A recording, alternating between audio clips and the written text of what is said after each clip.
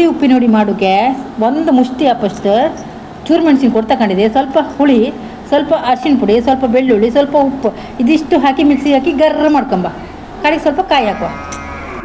ಒಂದು ಕೊಬ್ಬರಿಕಾಯಿ ಅರ್ಧ ತುರುಕು ಬಂತು, ಅರ್ಧ ಕೊಚ್ಚಿ ಹಾಕೊಂಡು ಮಿಕ್ಸಿ ಹಾಕುವ. ಚಟ್ಲಿ ಉಪ್ಪಿನ ಹುಡಿ ಮಾಡ್ತಾರೆ. ಚಟ್ಲಿ ಸಾಫ್ ಮಾಡಿ ತೊಳ್ಕೊಂಬಂದು ಅದನ್ನು ಸ್ವಲ್ಪ ಹೊರ್ಕೊಂಬ. ಈಗ ನೀಪಟ್ಟೆಲ್ಲ ಒಯ್ಲಿ ಸಾಮಾನು. ಇದು ಒಣ ಚಟ್ನಿ ಹಾಗೆ ಇದನ್ನ ಬಜ್ಜಿ ಮಾಡೋಕ್ಕಾಗ ಬಜ್ಜಿ ಮಾಡ್ರೆ ಅದಕ್ಕೆ ಕೊಳಕಲೆ ಇರುತ್ತೆ. ಎಲ್ಲೆಲ್ಲೋ ಹಾಕೊಂಡಿರ್ತಾರೆ ಮಾರಾಟ ಮಾಡೋರು. ಅದನ್ನು ನಾವು ಮನೆ ತಂದ್ರ ಮೇಲೆ ಹೀಗೆ ಮಾಡಿ ಚಂದ ಮಾಡಿ ತೊಳ್ಕೊಂಡೆ ಬಜ್ಜಿ ಮಾಡ್ಕೊ, ಸಾರು ಮಾಡ್ಕೊ, ಎಂತ ಮಾಡಿದ್ರು ತೊಳ್ಕೊಂಡೇ ಮಾಡ್ಕೊ. ಆರೋಗ್ಯಕ್ಕೂ ಒಳ್ಳೆಯದು, ಕೆಟ್ಟದಂತ ಇಕ್ಕುವುದಿಲ್ಲ, ಒಳ್ಳೇದು ಮಾತ್ರ ಇರ್ತಾರೆ. ಇದು ಚಂದ ಡ್ರೈ ಮಾಡ್ಕೊಂಬ, ಚಂದ ಹೊರ್ಕೊಂಬ. ಸ್ಲಿಮ್ಮಾಗಿ ಇಟ್ಕೊಂಡ್ಬಂತ ಫಾಸ್ಟ್ ಇಟ್ಕೊಂಡು ಕೈ ತುತ್ಬಿಟ್ರೆ ಹೊರದಾತಿಲ್ಲ.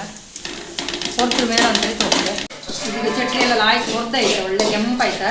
ಗ್ಯಾಸ್ ಆಫ್ ಮಾಡ್ತೆ. ಕಡಿಗೆ ಇದು ಉಪ್ಪಿನ ಹುಡಿ ಹಾಕಿ ಕಲಿಸುವ. ಚಟ್ಲಿ ಕೆಂಪಲಾಯ್ತು.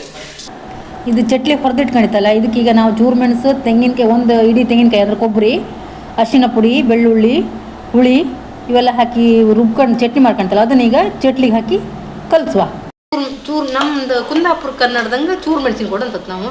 ಅದೇ ಸ್ವಲ್ಪ ಬೇರೆ ಬದಿಗೋರು ಜೀರಿಗೆ ಮೆಣಸು ಅಂತಾರೆ, ಕೆಲವು ಬದಿಗೋರು ಗಾಂಧಾರಿ ಮೆಣಸು ಅಂತಾರೆ. ನಮಗೆ ಚೂರು ಮೆಣಸಿನ ಕೊಡೋಂದ್ರೆ ಲೈಕ್ ಅದು. ಚೂರು ಮೆಣಸಿನ ಕೊಡೋಂದು ಹೇಳಿದ್ರೆ ನಮ್ಗೆ ಲೈಕ್ ಆಗ್ತದೆ. ಅದು ಗಾಂಧಾರಿ ಮತ್ತೊಬ್ಬಳಂದ್ರೆ ಹೇಳಕ್ಕೆ ಲೈಕ್.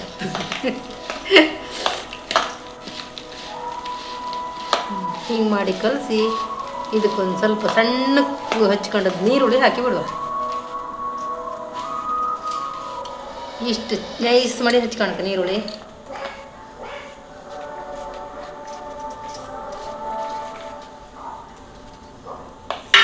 ಇದನ್ನು ಹಾಕಿ ಮಿಕ್ಸ್ ಮಾಡಿ ಬಿಟ್ರೆ ಆಯ್ತು, ಉಪ್ಪಿನ ಹುಡಿ ರೆಡಿ.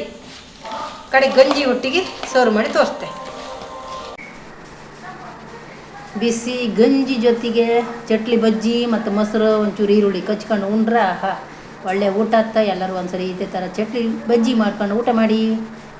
ಸಬ್ಸ್ಕ್ರೈಬ್ ಮಾಡ್ಕೊಳ್ಳಿ, ಶೇರ್ ಮಾಡಿ, ಕಮೆಂಟ್ ಮಾಡಿ. Thank you. Like, share, subscribe. Thank you for watching.